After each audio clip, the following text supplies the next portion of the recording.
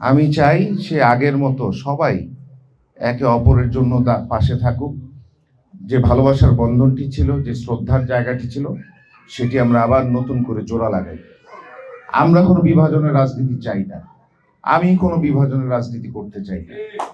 আমরা সেই জায়গাটি তৈরি করতে চাই এলাকায়, আমি ঠিক ওই জায়গাটি তৈরি করতে চাই। আবার বিশেষ করে আমাদের মুরব্বীদের সহযোগিতা একান্তই প্রয়োজন, যে এখানে সবাই সবার পাশে দাঁড়াবো, সবাই সবার কাছে যাব, যখন যেখানে যার প্রয়োজন হবে সবাই ঐক্যবদ্ধভাবে একজনের পাশে দাঁড়াবো, সেই সম্পর্কে আমরা করতে চাই। কিন্তু বিগত 18 বছরে আশ্চর্য যে এই ফাউন্ডেশন করা একতলার পিলারগুলিও করা ছিল, তারা ছাদ দিতে পারেনি। এলাকার মানুষের জন্য, যে খেটে খাওয়া মানুষের জন্য, সামাজিক পারিবারিক অনুষ্ঠান করার জন্য অল্প আয়ের মানুষগুলির যে অল্প অর্থ ব্যয় করে যে অনুষ্ঠান করবে, সেটি তারা চায়নি।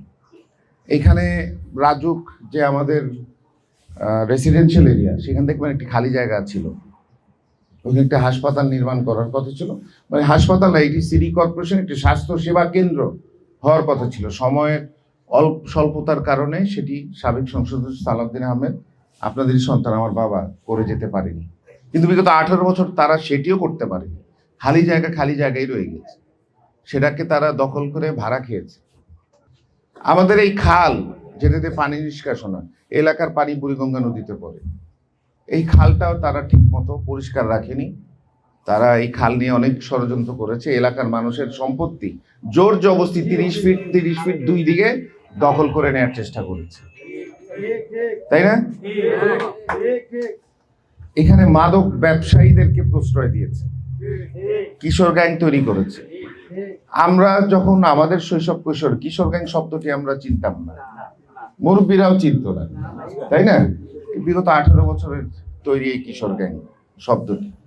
আজকে আমাদের অনেক কাজ পরবর্তী সময়ে, নির্বাচন পরবর্তী সময় কি হয় আল্লাহ পাক, নিশ্চয়ই একমাত্র আল্লাহ পাক আমাদের ভবিষ্যৎ লিখে রেখেছেন। কিন্তু আমরা তো এলাকার সন্তান, এলাকায় বসবাস করি, জেলে গিয়েছি, জেল থেকে মুক্তি পেয়ে আবার এলাকায় ফেরত এসেছি। এদের মতো পালিয়ে যায়নি। আজকে 1.5 বছর 15 বছর হয়ে যাচ্ছে, এলাকায় আসছে, জেলে গেছে, পালিয়ে বেড়াচ্ছে, কারণ অন্যায়ের এমন সীমা তারা অতিক্রম করেছে, এটা ফেস করার তাদের ওই সাহসটুকু নাই। আমরা এলাকার মানুষের জন্য, দেশের মানুষের জন্য লড়াই সংগ্রাম করেছি। আমরা মানুষের অত্যাচার নির্যাতন করি নাই।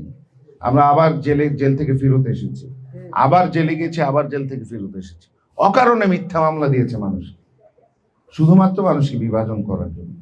যাই হোক, আমি অন্য কথা বলতে চাই না, আমি পরিকল্পনার কথা বলতে চাই। কিছুদিন আগে বিএনপির ভারপ্রাপ্ত চেয়ারম্যান জনাব তারেক রহমান, উনি দেশে ফেরার আগে লন্ডনে একটি সভা করেছিলেন। উনি বলেছেন যে বিএনপি স্বপ্নে বিভোর না, বিএনপি শুধু স্বপ্ন দেখে না, বিএনপি স্বপ্ন দেখে, পরিকল্পনা করে এবং পরিকল্পনা বাস্তবায়ন করে।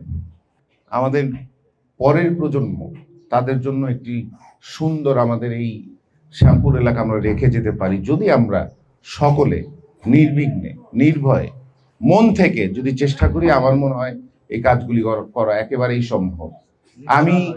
আমি একটি সুন্দর, আমাদের তরুণদের জন্য, আমাদের সন্তানদের জন্য, আমার সন্তানদের জন্য আমি একটি সুন্দর শ্যামপুর দেখতে চাই, এবং একটি সুন্দর শ্যামপুর রেখে যেতে চাই, যেখানে আমাদের তরুণরা হতাশায় ভুগবে না, রাস্তাঘাটে ঘুরবে না।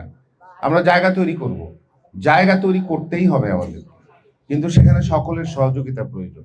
তাই আমি আপনাদের সন্তান, আমি তো এখানেই থাকবো, আপনাদের মাঝেই থাকবো। আমি দিন রাত 24 ঘন্টা আপনাদের পাশে থাকবো। আপনারাও আমার জন্য দোয়া করবেন।